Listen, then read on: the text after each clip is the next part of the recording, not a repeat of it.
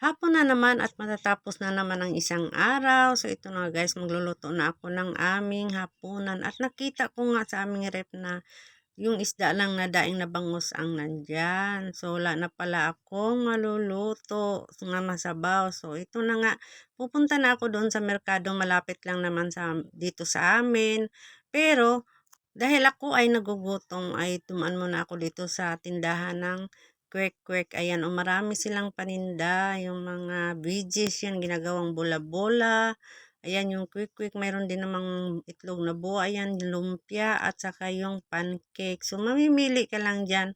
Halagang 20 ang isang tusok niyan, guys. At so, yung kanila sausawa na nagiging bida talaga dito. Masarap talaga siya. Tapos, mayroon pa siyang sili, ayan, matamis-tamis na medyo maanghang at ito yung kanyang matamis talaga na paghahalu-haluin mo lang yan, yung mga sausawan na yan at napakasarap. So ito na nga guys, niluto na yung order ko at ito na, luto na. So hindi ko na kinuna ng video yan. At ito na, pupunta na ako sa may merkado sa amin. Yan, mga gulayan na yan sa labas. Bibili ka ng mga tingi-tingi. Ayan yung mga gulayan. Tapos papasok tayo dito sa loob ng merkado. Tayo ay magma-market. O diba? Social market. So ito na. Dito lang tayo sa isdaan kasi nga wala namang karne dito. Yung karne ay nasa ibang sulok, sa ibang banda, sa ibang sol. So ito na, may mga pasayan, alimasag, may mga pusit dyan. Yan yung kanyang pwesto dyan. Pero hindi tayo bibili dyan. So ito, yaman may mga bangus, mapang daing, tilapia. Ayan, maraming bangus dyan. Galunggong, mga dalagang bukid, mga tambakol, tulingan. Ayan, napakaraming maya-maya, napakaraming isda dyan guys. Mamimili lang kayo. Pero yung hinahanap ko, yung sariwa na gagawin kong tinuwa.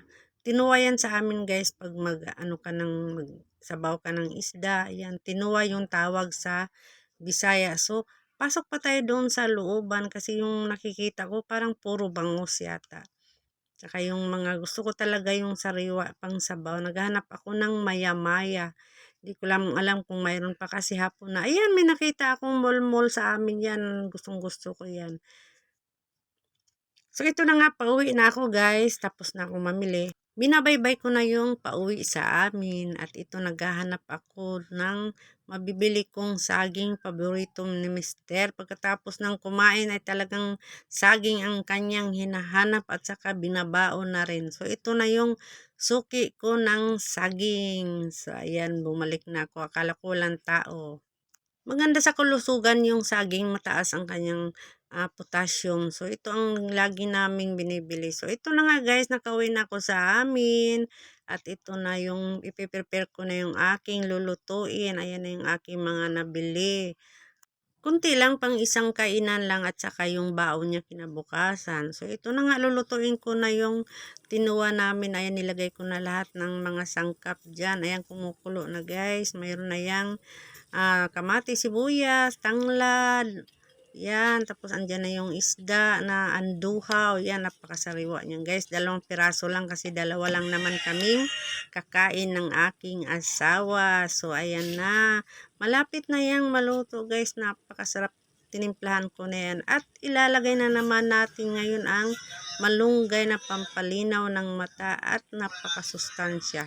At yan, naluto na. Tama-tama pagdating ni Mister, may mahihigot na sabaw galing sa trabaho. So, thank you guys. Watch out for more. Thank you for watching. Thank you. Bye.